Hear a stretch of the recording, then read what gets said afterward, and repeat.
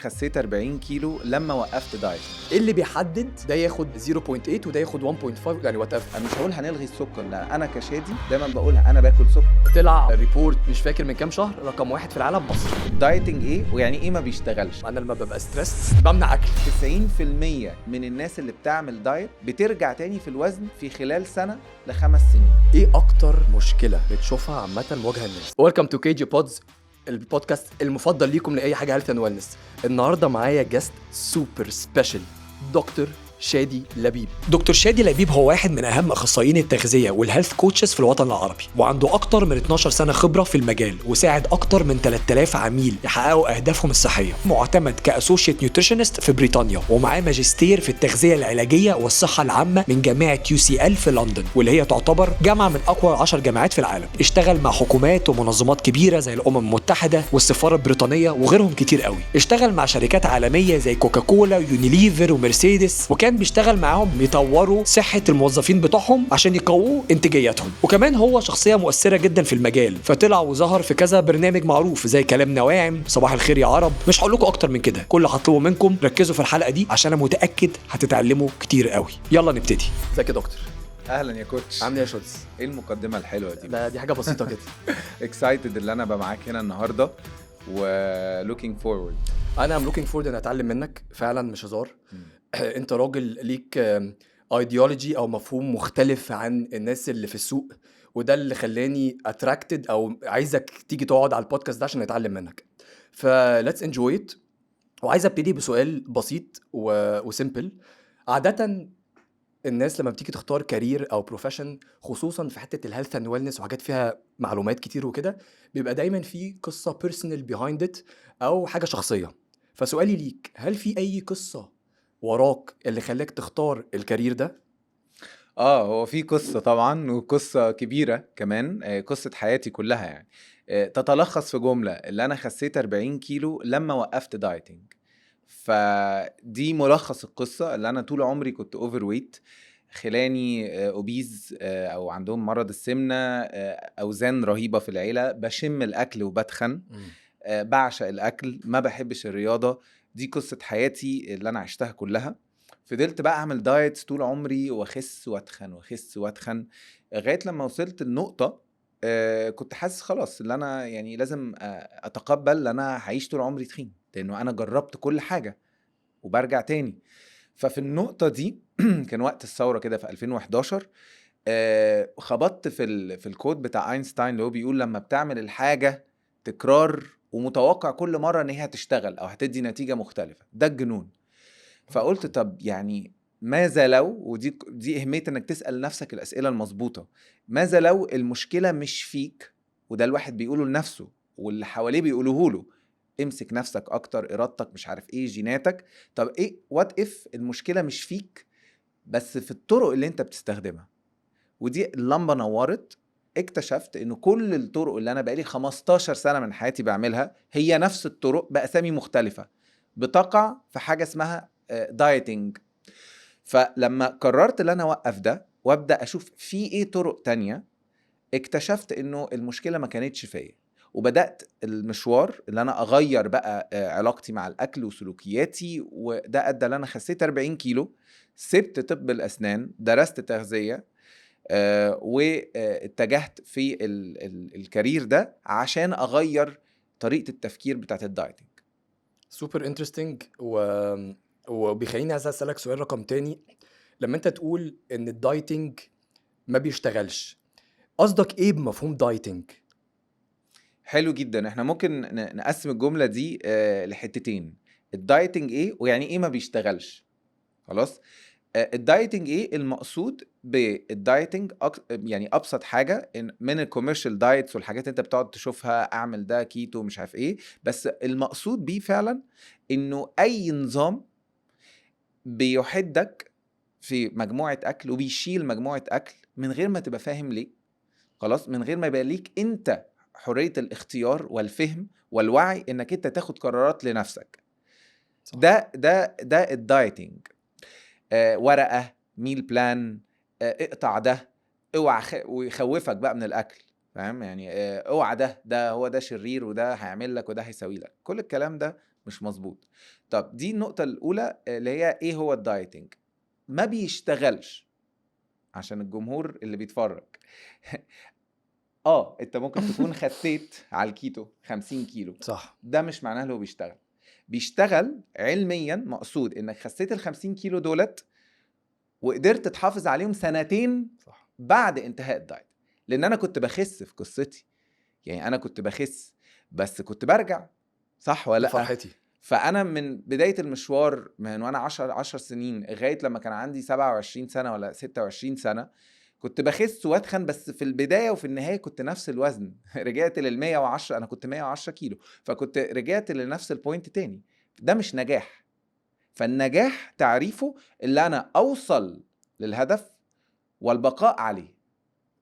سوبر انترستنج. شادي، عايز اسالك سؤال. انت قلت في اول وانت بتعرف نفسك، قلت ان انت كنت بتستراجل، كنت بتواجه مشاكل، وبعد كده خبطت في كوت وبتقول لك ان انت لو بتعيد نفس الحاجه مش هتوصل لحاجه. الكلام ده حلو كموتيفيشن، او يديك الخطوه اللي هو ايه ده، انا بعمل نفس الحاجه فلازم اغير حاجه. لما حبيت تغير الحاجه دي كانت ايه؟ يعني ايه بقى اللي انت عملته اللي خلاك تبقى مفهوم مختلف وفعلا تنزل 40 كيلو وتقعد عليهم؟ ايه اللي حصل بقى؟ بص، اللي حصل انه كانت اول خطوه زي ما بقولك، اللي انا قررت اللي انا اتوقف عن الدايتنج. ده اول خطوه. اوكي. ما عدتش بقى اصر اقول لا حاول اكتر، امسك نفسك اكتر، لا. دي اول خطوه، لازم اعترف، ابقى واعي واعترف من المشكله واوقفها. رقم 2، اللي انا بدات ابحث ايه اللي موجود، ووقعت بقى على عالم تغيير السلوكيات، اللي هو بيقول انه اولا في احصائيه يعني خضتني. يعني اول لما ابتديت ابحث لقيت انه 90% من الناس اللي بتعمل دايت بترجع تاني في الوزن في خلال سنة ل5 سنين. واو. تمام. فطبعا ده عمل لي صدمة، قلت يعني انا بعمل ايه كنت، وازاي انا ما قريتش ده من كتر غسيل المخ اللي بتقعد تشوفه. فطبعا كانت الخطوة اللي انا ابدأ ابحث طب ايه الطرق والوسائل الاخرى. لقيت تغيير السلوكيات، ولقيت ابحاث بتقول ان اللي بيعمل الطريقة دي بيستمر طول عمره. فابتديت افهم الطريقة دي ماشية ازاي، ابتديت اذاكرها، ابتديت اطبقها على نفسي. بس الشفت اللي حصل او التغيير اللي حصل لما انا نقدر نقول الايدنتيتي اللي هي بعرف نفسي ازاي اتغيرت. واو انترستنج. لا انت لو عاوز تعمل تغيير جذري في حياتك لازم الايدنتيتي بتاعتك، انت بتعرف نفسك ازاي وشايف نفسك ازاي بيتغير. لما ده بيتغير في تغيير قوي بيحصل بيكمل معاك. فانا كنت شايف نفسي وشايف نفسي اللي هو الشخص اللي هو الاكيل اللي بيحب الاكل بس هو عاوز يخس. خلاص، ده سوبر. احد اهدافه. بس انا الاكيل اللي ما بيحبش الرياضه، اللي عاوز يفضل كده بس life is unfair، لازم اخس. لا، بس لما ده اتغير ما بقيتش الاكيل، بقيت انا حابب انا بعرف نفسي اللي انا شخص صحي بيحب ده، فاهم في الاكل، اصحابه بيجوا يسالوه اي حاجه ليها علاقه بالصحه، وبيحب العلم. وابتديت اخلق حياه وايدنتيتي حوالين الشخص الجديد ده. فوانس ده حصل خلاص مفيش رجوع تاني. فدي كانت بدايه المشوار، وده التغيير اللي حصل بجد. على فكرة الكلام انت بتقوله ده يعني I love it، عشان وانت بتتكلم وهسألك على في حاجتين جم في مخي وانت بتتكلم. وانت بتتكلم انت بيسيكلي بتقول لنا بالعلم، عارف اللي هو fake it till you make it، اللي هو صدق في الحاجة قبل ما تحصل فهتتحول. وفعلا انت قلت ان هي بتبتدي من تغيير behavior او الايمان، او انت شايف نفسك ازاي. انت اتكلمت عمال تقول كلمة كده معينة، عمال تقول behavioral change، او عمال تقول انا كنت سلوكياتي. طيب انا عايز اقف عند الكلمة دي. سألتك سؤال، قلت لك ايه اللي عملته اول حاجة، قلت لي غيرت سلوكياتي تجاه نفسي ونظرتي لنفسي. يعني ايه؟ يعني قلت لنفسي وانت في الموقف ده قلت لنفسي انا ما بحبش الاكل، عملت ايه بالظبط؟ يعني ايه سلوكياتي؟ هقول لك عملت ايه بالظبط. اول حاجه اللي انا الوعي، يعني تغيير. يعني ايه السلوكيات؟ السلوكيات هي الطريقه اللي انت بتتصرف بيها، الاكشنز بتاعتك او القرارات اللي انت بتعملها في يومك. دي نابعه منين؟ من المخ. 100%. هو ده السوفت وير اللي بيدي اشاره خلاص ويقول لك تعمل ده وما تعملش ده. فالسلوكيات بيقول لك لو انت عاوز تغير النتيجه او الاكشن او التصرف اللي بتعمله ما تجيش حاول توقفه من الاخر، لا غيره من الاول. صح. ده الكنترول اللي بيحرك كل حاجه. تمام. فالتغيير السلوكيات هو تغير الطريقه اللي دماغك بتشتغل بيها، وده علم behavioral science، علم تغيير السلوكيات، وليه أنظمة. وأحد الحاجات عشان تعمل ده إنه أولا الوعي، إنك تبقى واعي من أفكارك، واعي بالأكل، مش حد عمال يزغطك المعلومة ويقولك اعمل ده ما تعملش ده زي ما صح. بنشوف في السوشيال ميديا. صح. خلاص. لا، انت اخدت وقت انك تتعلم وتبدأ تجرب وتفهم، وفي وعي. فالوعي جزء من شق من البرنامج تغيير السلوكيات. تمام. تتعلم عن نفسك، تتعلم عن الأكل، تاخد قرارات لنفسك. طبعا بناء العادات، العادات ده جزء من تغيير السلوكيات، ان احنا حاجات كتيرة بنعملها اوتوماتيك في يومنا، ده جزء من العادة. ده مخنا لازم بيأوتوميت حاجات عشان يسهل عليك. مش كل مرة تركب عربية تتعلم ازاي تسوق عربية. 100%. تمام. فالمخ بيأوتوميت ده. الأكل نفس القصة. عشان تقدر بقى تعمل سيت اب لعادات صحية، ده سيستم. فأنا اتعلمت ازاي اعمل ده يعني. وده اللي انت بتدرسه، هو ده اللي انا بدرسه. وده اللي انت بتعمله مع العملاء بتوعك في نيوتيفيت اللي هو بالظبط. البيزنس بتاعك. بالظبط. هو نيوتيفيت هو عبارة عن يعني برنامج تغيير العادات والسلوكيات. كأني انت سوفت وير، وكل شوية بعمل لك سيت اب كودينج يعني ريوايرنج لمخك. بقعد كل اسبوعين اقعد اعمل لك سيت اب عادة من العادات اللي انت محتاجها، اللي هي بتبنيها لغاية لما بتصبح جزء منك، واو. من طبيعتك. فانت مش قاعد بتحارب الاكل. يعني الناس برضو بيقولوا انت ازاي بقالك فوق من 15 سنة محافظ على الوزن بتاعك. انه اكيد لو انا كنت بصارع مع الاكل زي الدايتنج مش هتقدر. اكيد ما كنتش مفيش حد يقدر. بس لما يصبح جزء مني ومن شخصيتي ومن عاداتي، هو ما فيش اصلا حرب بلعبها. خلاص هو اتس ا جزء. لايف ستايل. بالظبط.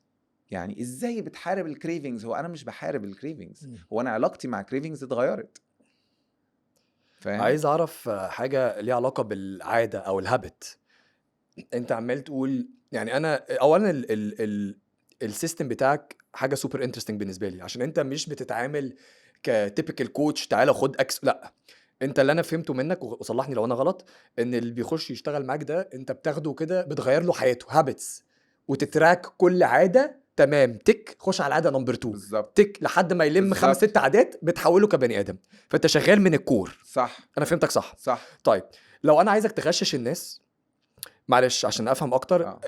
الكلام دايما واحنا في بوزيشن حلو اسهل من ما يكون حد في منطقه وحشه، منطقه وحشه نفسيا جسديا، طبعا. تبقى اصعب كالبني ادم. طبعا. لو انا النهارده عايز ادي تip للناس اللي بتسمعنا، عاده او 2 يبتدوا بيها immediately، ايه لو حد في البوتم في تحت، ايه اللي تنصحهم بيهم يعملوها دلوقتي قبل بكره؟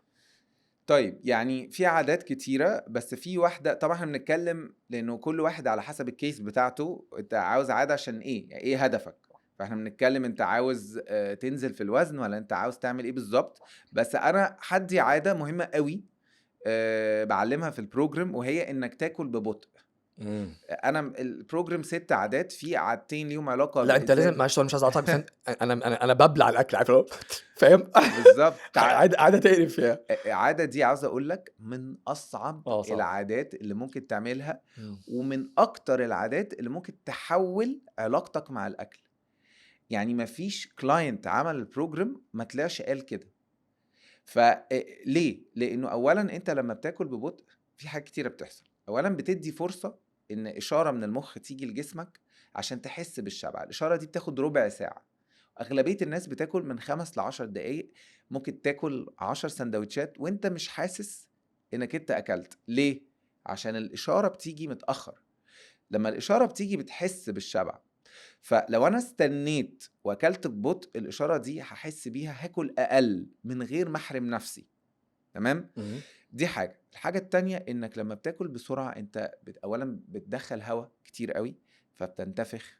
رقم في بحث جديد طلع لقى انه الاكل ببطء بيقلل الانسولين سبايك وارتفاع السكر بعد الوجبه. 3 الاكل بسرعه بيخليك يبقى عندك عسر هضم. فتبقى حاسس انك انت بطنك تقيله او whatever. فكل دي حاجات ليها علاقه مجرد بالعاده دي.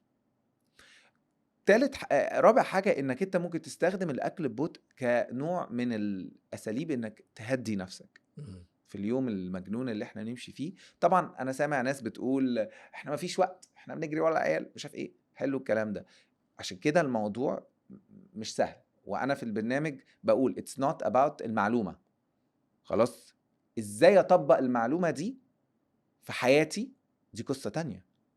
تمام، عشان تطبقها انت لازم تتعلم كل الاساليب والادوات. انك مثلا اكل ببطء اللي ممكن تبان حاجه سهله، انا لازم اعلمك في الاول اداره وقتك. ياه، ده انت اه انت بتخش ديب يعني، انت ما الموضوع انت لو انت مش عامل وقت للاكل خلاص، وانا هتاخد بقول لك كل ببطء، هتاخد وقتك ازاي؟ هتاكل ببطء ازاي؟ فلازم اعلمك الاول ازاي تدير وقتك. وعشان اعلمك تدير وقتك لازم تعرف اولوياتك كبني ادم، لانك انت بتقعد تقول لنفسك حاجات مش حقيقيه. انا ما عنديش وقت، ما عنديش وقت، وانت قاعد على التليفون 3-4 ساعات في اليوم. 100%. لا، انت عندك وقت بس انت مدي اولويه لحاجات تانية. فلازم تتعلم تدي الاولويات صح وتبقى واعي من ده. تدير وقتك صح، هيبقى عندك وقت انك تاكل ببطء. هتحس بقى بالايفكت اللي احنا بنقول عليه. والاكل ببطء بيصبح عاده. مش دي ممكن تبقى بعد الوقت تريننج لدماغك، تبقى دي طبيعتك. صح، في خلاص ده الاول مش دايت. في الاول هيبقى افرت، هيبقى طبعا مجهود واحد مش متعود، بس بالظبط زي اي حاجه بتتعود عليها. طبعا. بس انا مش عايز افوت البوينت دي، عايز اسالك سؤالين على الحوار ده. اولا كالتشرلي او ثقافتنا، ما اعرفش انت هتعرف تفيدني في الحوار ده اكتر من العملاء اللي بتشوفهم، بس انا يعني اللي بشوفه ساعات حتى الاهالي مع عيالهم وكده عشان ياكلوا العيال، اول ما يخلص القطمه في بقه يحط، فاهم قصدي طبعا يعني، فاكرين دي جدعنه عشان يخلص طبقه. طبعا. رقم 2 زي ما انت قلت، بسبب ضغوطات الحياه والشغل، انا بتكلم عن نفسي شخصيا، لا كذا مره حد يقول لي كومنت: كريم انت يعني خد وقتك يا حبيبي وكل، فاهم قصدي؟ فانت قلت اول عاده اقول لكم عليها: كلوا ببطء. سؤالي ليك، لما تقول ببطء هل في تايم فريم؟ في هل في وقت المفروض اكل فيه وجبتي؟ ثانيا، ايه اللي انا محتاج اعمله في الاول عشان امرن نفسي على الحوار ده، عشان انا بيرسونلي هعمله؟ بص، الوقت 15 ل 20 دقيقة اوكي. الوجبة. تمام، الوجبة. وبنصح ان احنا ناكل وجبات، مش نقعد نسناك طول النهار. وانس هتاكل خلاص من الوجبة للوجبة التانية. الوجبة الافريج 15 ل 20 دقيقة. تمام. طبعا اغلبية الناس بنلاقي انه 15 20 دقيقة ده صعب جدا. فانا بنصح ايه؟ شوف انت فين، قيس نفسك دلوقتي. ده اول حاجة دايما في تغيير السلوكيات، الاويرنس، الوعي. لما تبدأ تتايم نفسك هتشوف انت فين، هتتخض.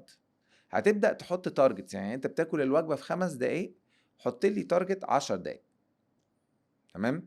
بعد لما تبقى 10 شويه دقايق شويه. سهلة بالظبط. انت مش هتشيل مرة واحدة، انت ما بتشيلش اي وزن مرة واحدة تشيل في الجيم 100 زي الجيم كيلو. بالظبط، 100%. خلاص خطوة خطوة بتمرن القصة دي. فدي اول حاجة، الابروتش البسيط ده. طب ازاي تبطأ؟ انك مثلا اولا ما تبلعش الاكل غير لما يبقى بيوري، يعني يتهرس تماما، تبقى واعي بالاكل في بقك. خلاص الكونسيستنسي بتاعته عامله ازاي. ما تبلعوش غير لما يبقى اتمضغ تمام. انك تسيب الشوكه والمعلقه، مش تفضل ماسكها، يعني سيبها وبعدين كل تاني. ما تمسكش تليفونك وانت بتاكل. عشان تبقى ما مركز. تتفرجوش على التي في وانتوا بتاكلوا. تمام، لان ده بيخليك تخش في حاله من الاوتوميشن، انك انت سرحان اصلا. سرحان وبتاكل ومش مجمع انت بتاكل ايه. صح. خلاص. فدي كلها استراتيجيز تقدر تستخدمها، بس انت برضو محتاج فولو اب. انا بشوف انه يعني محتاج سبورت، محتاج accountability، يعني يبقى في حد بيتابع معاك ويقولك ها.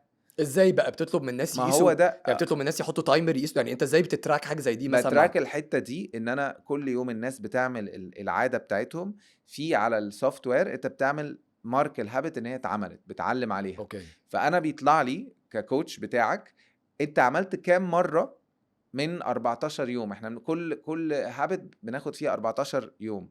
فلما بناخد بيجي نبص بقدر اشوفك انت عامل كام يوم من ال 14. يدي لك سكور كام في المية. انت عشان تنجح او تشوف نتيجة محتاج تبقى اتليست 80% من ايه؟ من الانتظام. فبعلمك بقى تنتظم ازاي. فبشوفك بقول لك يا كريم انت عامل مثلا يومين من 7، وده مش غلط على فكرة، ده بيفتح، وده الكوتشنج الصح. عالمي. مش برافو او لا حاول keep جامد going. المرة لا الجاية، لا لا لا لا اديني. لا لا لا. لو انت نجحت ايه اللي ساعدك تنجح؟ تعال نفكر فيها. لو انت فشلت ايه اللي ادى لهذا الفشل؟ وتعالى نتكلم فيه ونشوف ازاي نقدر نغيره. I love it. فتبدأ مخك يشتغل. اجان هو في الاخر نخلي المخ يشتغل، الفكرة كلها في المخ. I love الابروتش بتاعك، وفعلا بجد ابروتش مختلف.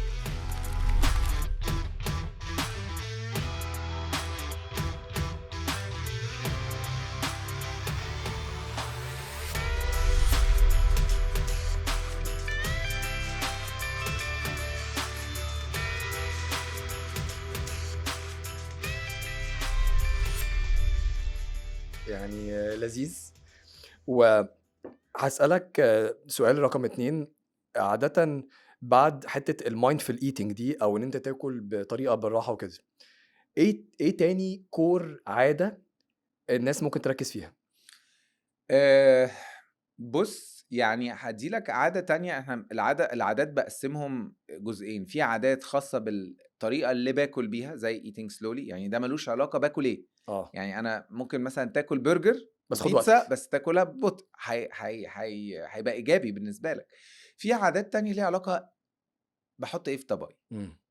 فمن العادات اللي انا شايفها في غاية الأهمية هي الخضار.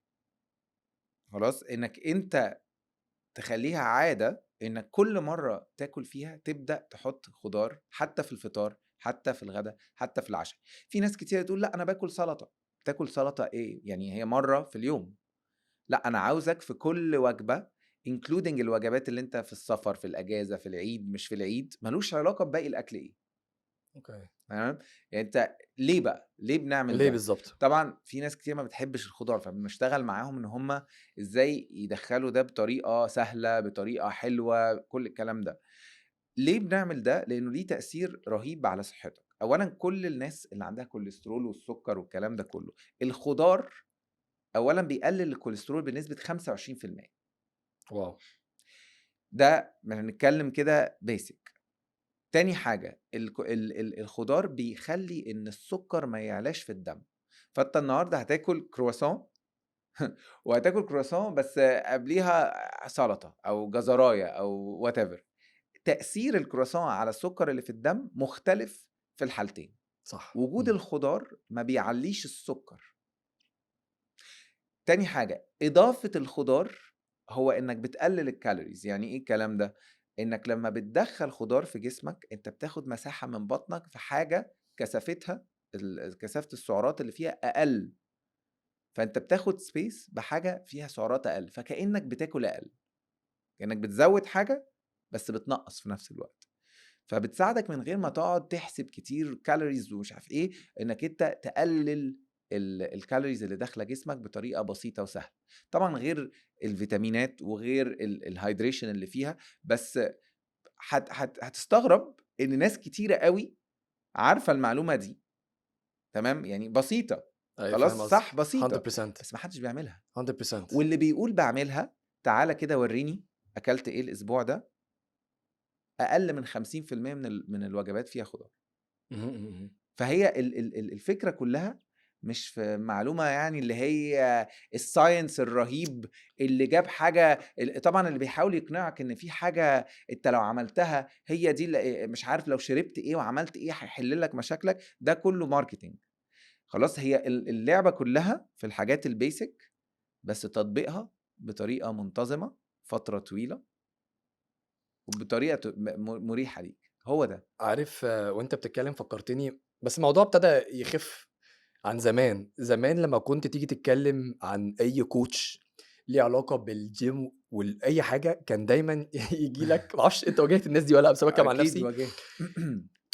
كرهوا الناس في الكوتشنج عشان كان دايما لما تيجي تتكلم مع اي كوتش بتاع الجيم مثلا بالذات وكده، يقول لك الساعه 8 الصبح هتاكل حته كزبره، عارف المود ده؟ الساعه 6 الا تلت تحط نقطه ملح على بقك، اللي هو يا ابني انا قاعد في معمل.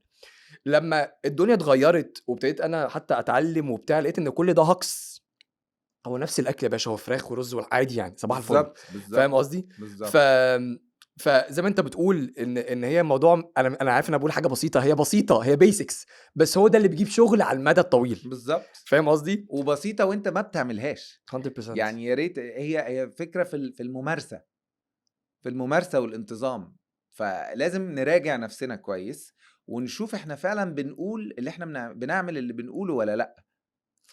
طب انا هبتدي اديك اسئله بقى، ايه احطك في موقف مش مريح، لا بهزر. يلا. ايه الحاجات اللي انت بتشوفها في الفيتنس اندستري او بتشوفها على السوشيال ميديا من الناس عامه في السين، وبالنسبه لك ده هاكس او مش هاكس، اللي هو انت مش، انا مش يعني مش موافق على الكلام ده، اكيد في حاجات انت بتشوفها اه برضو.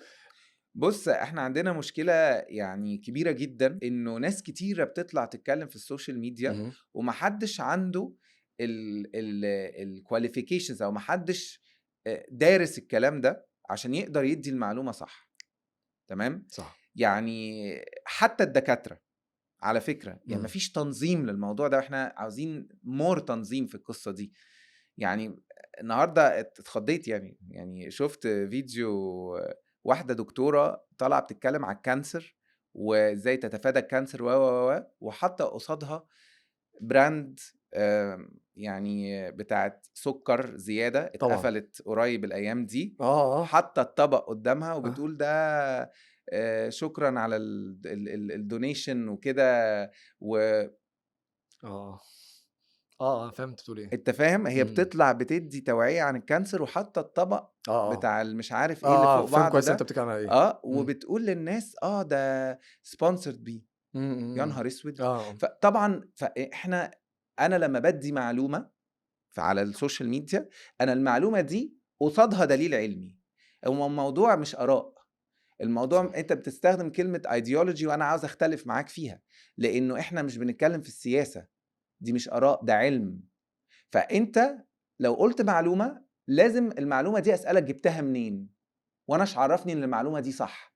فلازم كل واحد يفكر ويسائل نفسه قبل ما نسمع حاجة، هو انت جبت المعلومة دي منين؟ مم. انا كشادي اي حد هيسألني في معلومة انا عندي الدليل العلمي اللي يثبت الكلام ده. تمام. ف... فدي اول حاجة. طب تعالى ناخد حاجات من الناس بتقولها. مثلا مم. اكتر حاجة في الفتنس، مثلا يلا. كمية البروتين اللي بيتاكل. على فكرة انت مش محتاج كل البروتين ده. انت مقتنع بكام جرام بروتين هو مش اقتناع، هو اجان زي ما انت قلنا، شايف هو ايه احنا علميا؟ علميا هو اللي موصوف اولا بير كيس. تمام. اوكي. انت عاوز يعني انت ايه قد ايه رياضة بتعملها، تمام، وايه نوع الرياضة اللي بتعملها. فاحنا بنتكلم بيتراوح من 0.8، يعني من 0.8 جرام بير كيلو جرام ل 2 ال 2 جرام لكل كيلو من جسمك. شوف بقى ده رينج. تمام. طبعا اللي انا بشوفه بياكلوا. يعني عشان بس اوضحها مم. للناس عشان تبقى بسيطه، يعني لو واحد تاخد وزن جسمك تضربه بالظبط. من 0.8 ايوه او لحد 2 جرام لكل كيلو من لكل جسمك. كيلو طيب ايه بالظبط. اللي بيحدد ده ياخد 0.8 وده ياخد 1.5 يعني وات ايفر؟ ايه اللي بيحدد الكلام اللي ده؟ بيحدد ده قد ايه انت، يعني انت بتتمرن مرتين ثلاثة في اليوم، خلاص، وانت بتتمرن مرة، وايه نوعية التمرين اللي انت بتتمرنه، وايه اهدافك. فدي حاجة لازم تبقى adjusted او customized على كل واحد. لانه طبيعي في ناس بتحتاج اكتر عشان المجهود اللي بيتعمل بيبقى اكتر، بس الليمت 2. بعد 2 ده الجسم بيبدأ يطلع الكلام ده كله از نيتروجين وما يبقاش ليه اي لازمة.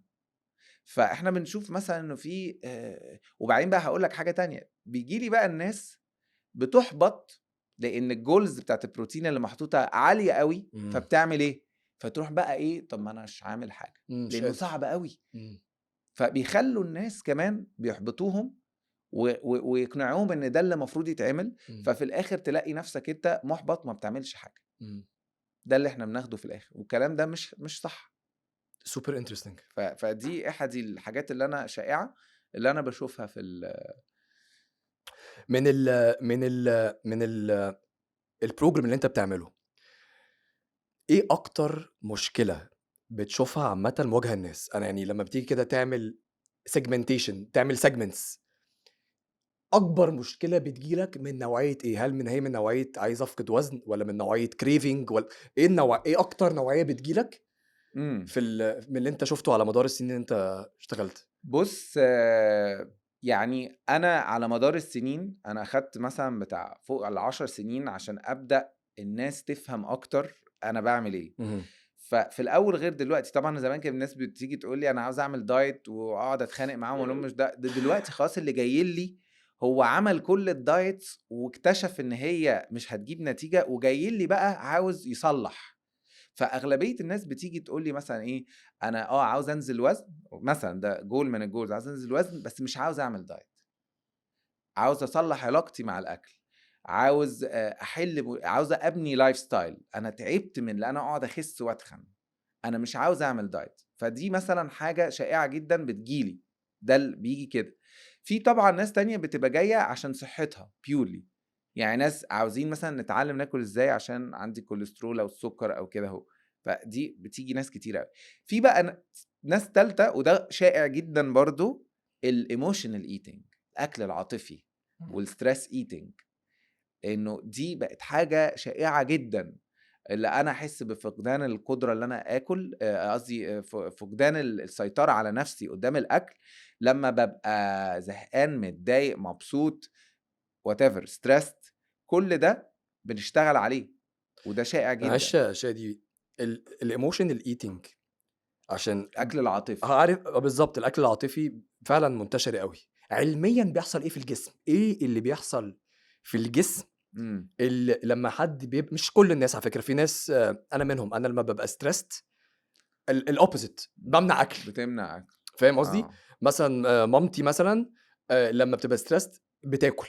ف يعني كل واحد مختلف، بس علميا بيحصل ايه في جسم البني ادم اللي بيؤدي الى عايز اكل اكل اكل؟ اه ايه اللي بيحصل؟ بص، اولا احنا هنميز ما بين الستريس والايموشنز، اوكي، خلاص، حلو قوي. لانك انت ممكن تبقى عليك ضغوطات وانواع الضغوطات مختلفة. في ضغوطات بتبقى حادة، تمام، وده ممكن يقفل النفس للاكل اصلا زي ما انت بتقول، وممكن يبقى ضغوطات تخليك تاكل. غير بقى الايموشنز، يعني مثلا اللي هو الاحاسيس والعواطف، انه انا بالنسبه لي مثلا بقى قاعد زهقان، ده ايموشنال ايتنج، انا مش مضغوط، العكس ده انا قاعد فاضي، تمام. فايه اللي بيحصل في ده بقى؟ اولا انت قلت حاجه، ايه اللي بيحصل في الجسم؟ هو اكشلي ما بيحصلش حاجه في الجسم، هي الموضوع كله جاي من فوق من الدماغ، تمام. ودي اول حل بقى، اول جزء من الحل للمشكله انا بعلمها للكلاينتس بتوعي، ان اميز في اللحظه، لانك انت ما بتبقاش واعي، انت بتبقى يعني بتجزم ان ده انا جعان، بس في لحظه الوعي نفسها لما بخليك تعمل بودي سكان، تمسح مسح لجسمك واقول لك حدد لي الاحساس جاي منين، بتكتشف ان هو مش جاي من الجسم، خلاص، هو جاي من فوق. ايه بقى اللي بيحصل هنا؟ اللي بيحصل انك انت بكل بساطة بتختبر ايموشن، تمام، احساس معين، وانت كل ده انت مش واعي منه، وحتى لو واعي منه برضه مش كفاية، بس يعني اغلبية الوقت ما تبقاش واعي منه.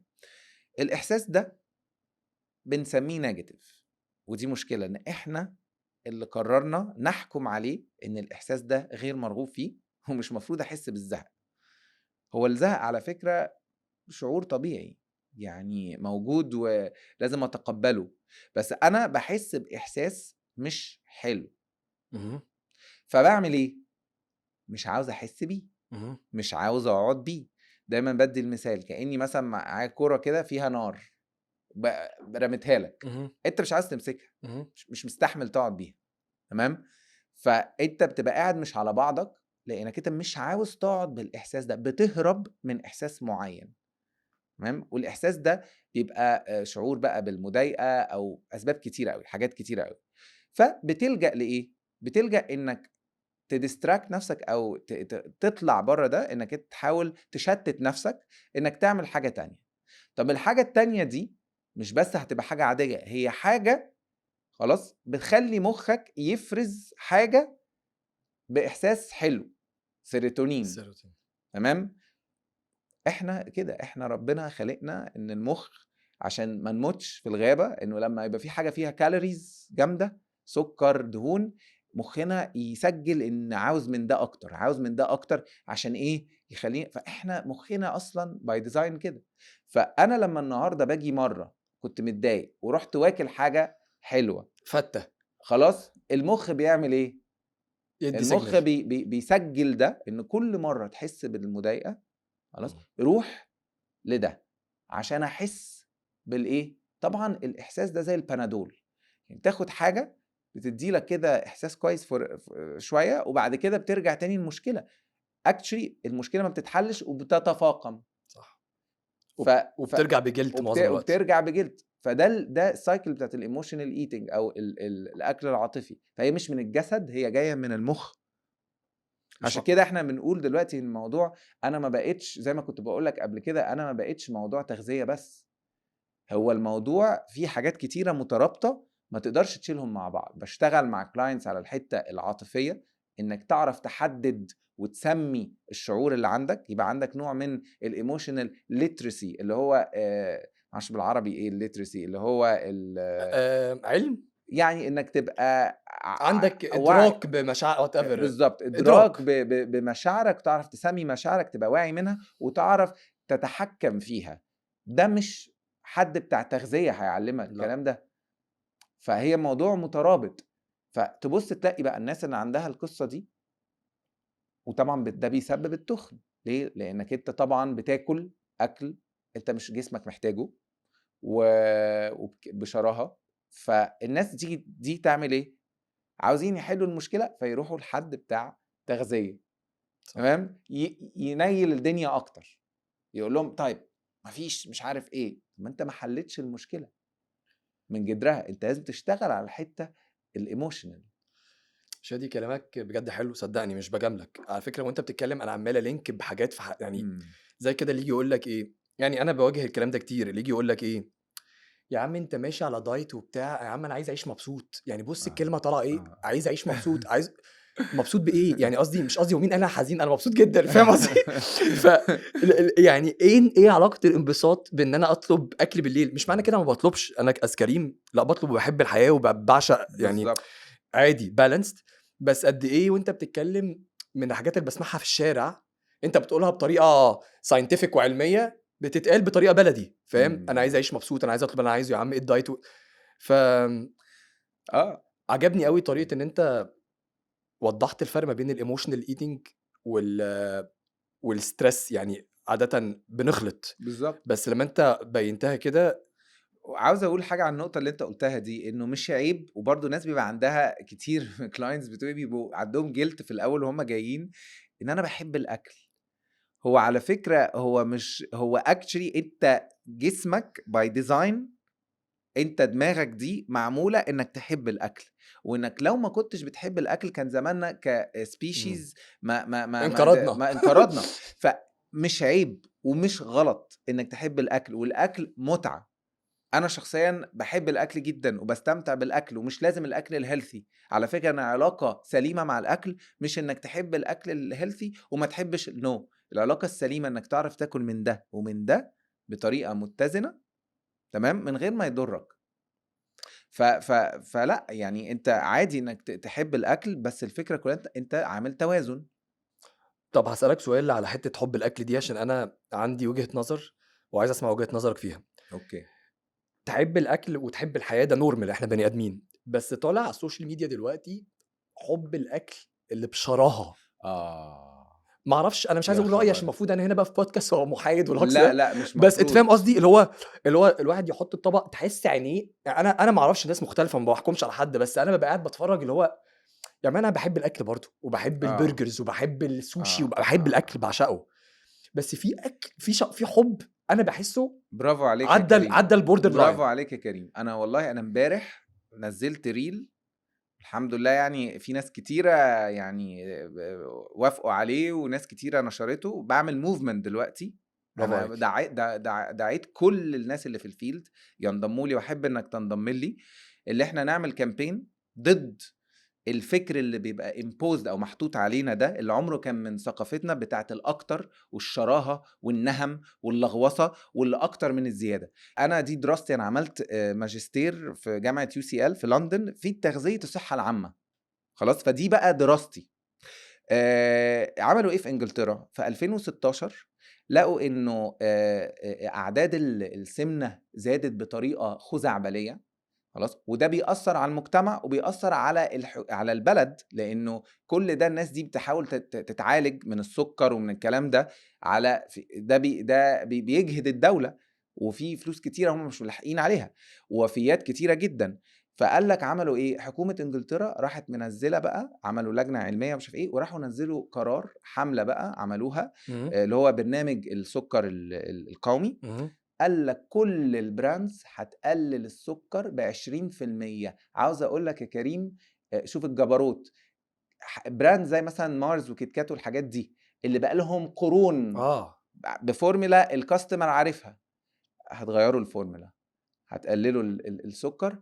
اجبروا كل البراندز ان هم يغيروا السكر والملح كمان. كان في كامبين تانية للملح. طبعا ده يعني الاحصائيات بقى اللي طلعت في 2021 كنتيجة للخمس سنين دولت رهيبة طبعا رهيبه، في انخفاض بقى عدد الوفيات وانخفاض مش عارف ايه. فانت بتتكلم بقى جاي احنا كالوسط، انا مش هقول لك مصر، احنا بنتكلم الامارات وبنتكلم على السعوديه وعلى قطر وعلى الكويت. احنا كالدول دي عندنا مشكله رهيبه في السمنه، مرعبه وبتزيد. فهل احنا بقى محتاجين زي الافندي ده البراند اللي الناس تقول لك حرام بتقطع رزقه؟ لا، اقطع رزق، يعني رزقه ما يبقاش على صحه الناس، وما يبقاش استغلال عدم وعي الناس، لان انا وانت واعيين بس هم لا، الناس اغلبيه الناس مش هيبقوا واعيين. فاحنا كصحه عامه علينا ان احنا الكلام ده يبقى ليه قوانين ويتم حد. انا مش هقول هنلغي السكر، لا، انا كشادي دايما بقولها انا باكل سكر، بس هو قد ايه وازاي، الكلام ده كله. انا مش بلغي السكر 100%. لا، بس الشراهه اللي انت بتقول عليها دي والنهم ده، الثقافه دي لازم تتلغي تماما، تتمحي 100%. فده اللي احنا هنعمله، ده احنا بجمع الناس عشان نبدأ نعمل كامبين ضد ده. لا انا معاك يا شوتزا كده كده، بس اي لاف ات. عارف حاجه على اللي انت قلتها، في حاجات خطوات بسيطه البلاد بتاخدها شويه اتجاه الدايركشن ده. يعني عارف السعوديه مثلا دلوقتي جابرين كل المطاعم والريستورانتس والكافيهات وكده يكتبوا السعرات جنب كل ميل. ما اعرفش انت رحت قريب ولا لا، بس لا، يعني تحفة 99% لما تروح اي مطعم هتلاقي مكتوب لك كذا كذا كذا. تحفة. فتبقى انت داخل مثلا تطلب مثلا، مش عايز اقول اسامي المطاعم، بس حاجه جانك فود، تمام، انا داخل هاكلها، بس انت شايف 1200 كالوري للساندوتش، بتخليك اوتوماتيكلي اللي هو مستاهله. انجلترا عاملين كده، فاهم؟ في اكشنز او في حاجات صغيره ممكن البلد تاخدها تحمي بيها شعبها، عشان هو انت بتحمي شعبك. بالظبط. هي الموضوع مش هو الموضوع مش بأفور فيه، بس هو فعلا كده. انا شايفه بتحمي شعبك، بتحافظ على صحة الشعب، بس كمان يعني دي حاجة وثقافة الشعب. لان خد بالك الموضوع فيه ثقافة كده غريبة مفروضة علينا، وبقت يقول لك لا مش مفروض يبقى فيه رقابة، ولا لا، هو في حاجات لازم تتحط لها حد.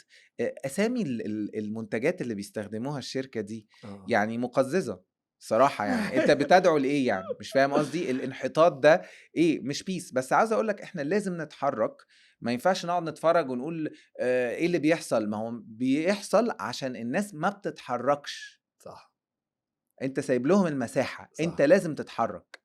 فلما هتتحرك هيبقى فيه بقى كلام، وتتحرك قبل ما يبقى تو ليت. قبل ما يبقى تو ليت. انت عارف انا شفت احصائيه زعلتني، ان كان زمان امريكا هي the most obese country، او فاهم قصدي اكتر بلد فيها obesity. صح. obesity بالعربي اللي هي السمنة. مرض السمنة. طلع ريبورت مش فاكر من كام شهر، رقم 1 في العالم مصر. صدقني هبعتهولك. والتوب بلاد 5 بلاد في الجي سي سي، يعني مصر والتوب 10 في 5 بلاد من الجي سي سي زي الكويت والسعوديه ومش فاكر، بس قصدي اللي هو يعني ايه ده، فاهم؟ فتخيل بقى، فاحنا مش ماشيين في الاتجاه الصح. لا خالص خالص. في سؤال عايز اسالك عليه شادي، لو تعرف تدينا تيبس نعملها هتساعد الناس كتير. الكريفنجز، او لما يكون حد، عشان اتكلمنا كتير على السكر وبتاع، الكريفنج ان جنرال، او حد يشتهي سكر او شوكولاته او حاجه موجوده فينا كلنا. انا يعني عايز اسمع وجهه نظرك في حته الكريفنجز، ورقم 2 انا عايز اعرف ايه التيبس او التولز اللي ممكن تديها للناس ان هم يعملوها في نطاق لذيذ ومحترم. بتعمل ايه في حته معالجه الكريفنجز دي للناس معاك؟ طبعا تاني هقول لك ان كل واحد لازم يتفصل له ابروتش مختلف، لان احنا مختلفين وكل واحد محتاج ابروتش او يعني طريقه مختلفه في الشغل. بس انا هدي لك الحاجات اللي هي يعني ال كل الاساسيات أوكي. اللي كل الناس محتاجه تعرفها. اولا انا هحاول اغطي الاسباب المسببه للكريفنجز، دي اول حاجه. تاني حاجه اكل البروتين.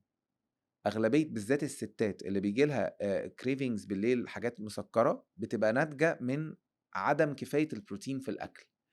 فاظبط وجباتي، اكل وجبات كامله مظبوطه، مش هصحى اقعد على كوفي واكل بسكوته وبعدين اكل سالاد في الشغل. ده مش اكل.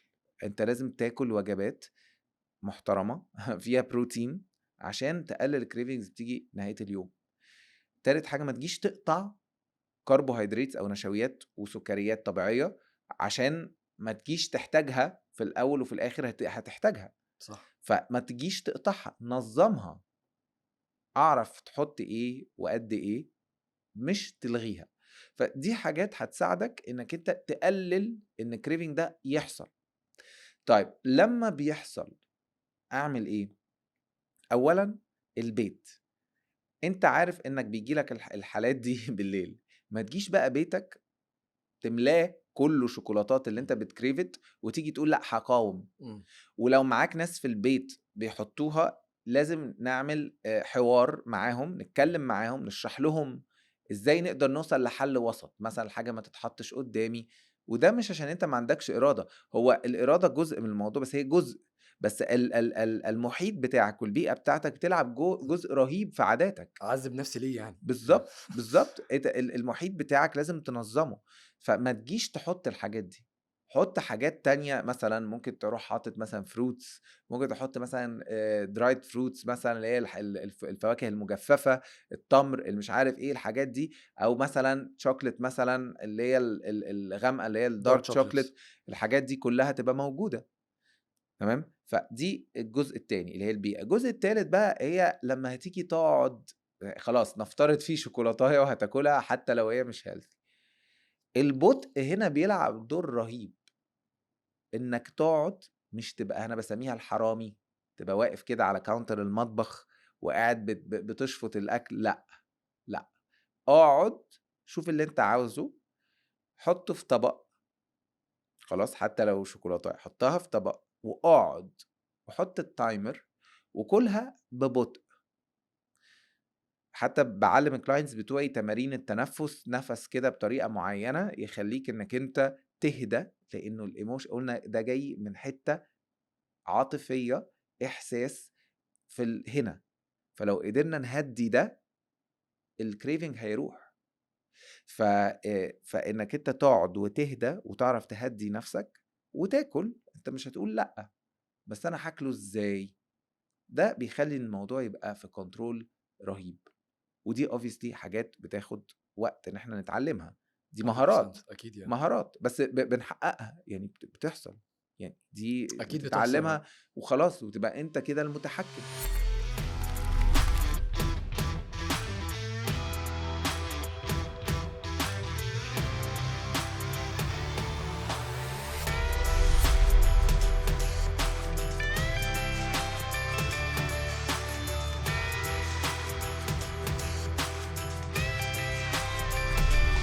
I love it. وتنصح ايه للناس اللي عندهم، معلش انا عايز اخش في حاجه بيرسونال شويه، الناس اللي عندهم عيال صغيره. يعني انا النهارده بنتي انا بني ادم يعني عادي نورمال ولا تو ماتش، لكن برضو باكل شوكولاته وعادي يعني، فاهم قصدي؟ بس بنتي مثلا لما بتنزل مع اصحابها مصاصه في مش عارف ايه في نفس الوقت ما بقاش عايز احرمها، مش عايز يعني مش عايز اعمل لها احساس الحرمان، في نفس الوقت عايز اعودها من وهي صغيره ان تاخدها تاتا تاتا عشان الموضوع ما يفتحش. وانا دي اعتقد مسؤوليتي كاهل ان انا اظبط الحته دي فيها. تديني نصيحه ايه كأب how to balance this وازاي حلو اعملها أوي. بطريقه علميه من غير ما اضر بنتي برافو. في نفس الوقت ما يجيليش الاحساس الجلد او الذنب اللي انا ساعات بحسه بتاع احرمها ما احرمها، قاعد كده في دايلاما بنت طبعا لذينه. فاديني نصيحه. انا بقى سعيد جدا انك انت اتكلمت في القصه دي. انا في حاجه عايز اعلق عليها بشوفها وبتعملي مشاكل مع صحابي على ايه بقى؟ بلاطه، ان احنا نبقى مثلا خارجين يوم مثلا في الويكند ورحنا مثلا بلاي اريا للعيال بلا بلا، فبارت من عشان العيال تنجوي يومهم من غير ما العيال تطلب يروح يجيب لهم مثلا غزل البنات. فانت النهارده رايح تجيب لاتس مثلا هم 3 4 بنات، فانت رايح تجيب للثلاث بنات. انا ما عملتش كده بس بنتي واحده منهم وعيله تشبط، ببقى انا محتار ما بين اكيد مش هقول لها ما تاخديش والعيال كلها بتاخد، ما برضو انا مش عايز الاحساس ده. في نفس الوقت مش طايق نفسي اللي هو انتوا ليه يو لينكت الخروجه والفسحه بغزل البنات بس عشان هم اتربوا كده، انت فاهم ما انا الدايلاما؟ فاهم. فبقى قاعد في الخروجه اتعصبت، في نفس الوقت مش عايز اتعامل مش هحرمها، في نفس الوقت بقوم هابب فيهم. يا جماعه يعني اديهم نصيحه عشان هبعت لهم الفيديو ده. دي شلتي، هقول لك دي شلتي هبعتها لهم ما بهزرش. اقطع الشله. لا ابعت لهم نصيحه هبعتها لهم من الدكتور شادي مش مني من الدكتور. ابعت لهم نصيحه. بص يعني هو وابعت مش لي يعني. مش صح اللي احنا نربط ما بين الفن بالاكل. يعني احنا يعني وعلى فكره احنا بنعمل ده مش بس مع عيالنا، مع اهالينا كمان. ممكن عايزين نجيب لحد مش عارف، لا يعني لازم نفكر انه احنا جايين من نيه اللي احنا عاوزين نساعدهم، بس ممكن نفكر انه هل ده فعلا في مصلحه لازم افكر هل ده في مصلحتهم ولا لا. دي حاجه. تاني حاجه ممكن اللي انا اطلع حاجات alternatives. يعني واخد بالك، ما انا ممكن اجيب مثلا اسايي بول فيه فروتس، واختار طبعا اسايي ما يبقاش فيه سكر يعني جامد، بس ممكن اختار حاجات تانية على فكرة حلوة وتبقى مفيدة at the same time. تالت حاجة برضو ده ليك بقى، هو قد ايه ده بيتعمل، عشان برضو ما نروحش في ايه في اقطاب، لانه يا اما هنخش بقى اوعى زي الناس اللي هي ده مرض عقلي actually اسمه اورثوركسيا. الناس المهووسه بالاكل الهيلثي ومش عايزين يحطوا في بقهم حاجه فيها سكر، دول ده مرض نفسي اسمه اورثوركسيا، وهو الاوبسيشن اللي انا اكل صح. فاحنا مش عايزين نروح الاكستريم ده. يعني لو هي بتاكله كل يوم ماشي ده مشكله، بس لو هي بتاكله مره في الويكند وباقي الاسبوع هي مش شايفاه قدامها ولا بيخطر على بالها، فاين.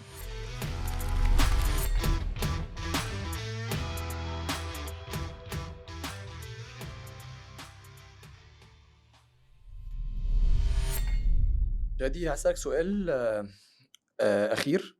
عايز أسألك لو قلت لك تدي نصيحة للناس اللي بتسمعك، أنت تخيل نفسك كده ارجع بقى X number of years لما كنت فعلا في أسوأ حالاتك في whatever ايه الحالة، عايز تدي نصيحة لشادي تقول له اعمل ده عشان تاخد أول خطوة تطلع من اللي أنت فيه. عادة اللي بيسمع البودكاست ده هيبقى حد غاوي رياضة أو نفسه يلعبها أو غاوي صحة أو يعني في الهيلث اند ويلنس. one big tip، نصيحة واحدة أخيرة تديها لهم من قلبك whatever you feel. انه لو انت في حاجة عامله لك احباط شديد وفقدان الامل انت مش عارف توصل لها، هي مش عملية مش هتعرف توصل لها، انت تقدر توصل لها، وانا كنت في مكانك يوم من الايام. بس اللي انا بدعوك تعمله انك قضي وقت مع نفسك لوحدك، واكتب افكارك، وراجع المحاولات اللي انت بتعملها عاملة ازاي، ريفلكت يعني تأمل على اللي انت كنت بتعمله، عشان تشوف ان المشكلة في اللي انت كنت بتعمله قبل كده. تقدر تتغير، بس انت بتاخد اساليب غلط. لازم تغير الاسلوب عشان تقدر تشوف، يبقى عندك رؤية واضحة. لازم تقضي شوية وقت مع نفسك تفكر وتتأمل في اللي انت بتعمله.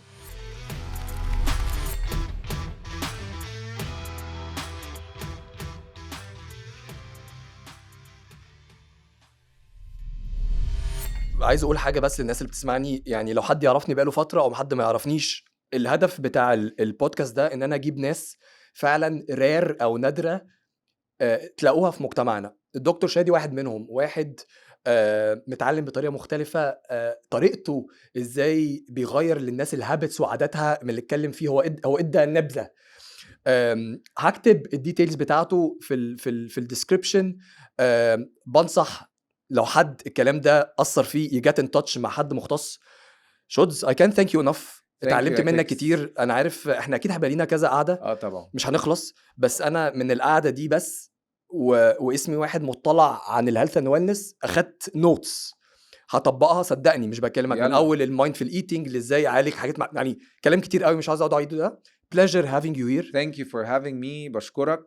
وأسئلة كانت كلها في الجون. I enjoyed it و thanks for everything. ومحتاجين ناس زيك كتير. ف keep going و I wish you all the best. ميرسي يا كريم. حبيبي يا شوتس. thanks حبيبي. Thank you. بدأت تظهر في أمريكا تقريبا سنة 95 إزاي تمنع أمراض وأعراض الشيخوخة. إنما مثلا التحليل الجينات تاني يقول لك إيه، أنت عندك احتمالية يجي لك سرطان البنكرياس. طب أعمل إيه؟ هو المنطقي إن أنت تجيلي 10 years ahead من الشك. أنا كنت بتكسف أقلع التيشيرت بتاعي على البحر عشان ما أكسفش ولادي أولا، عشان ما حدش يتريق.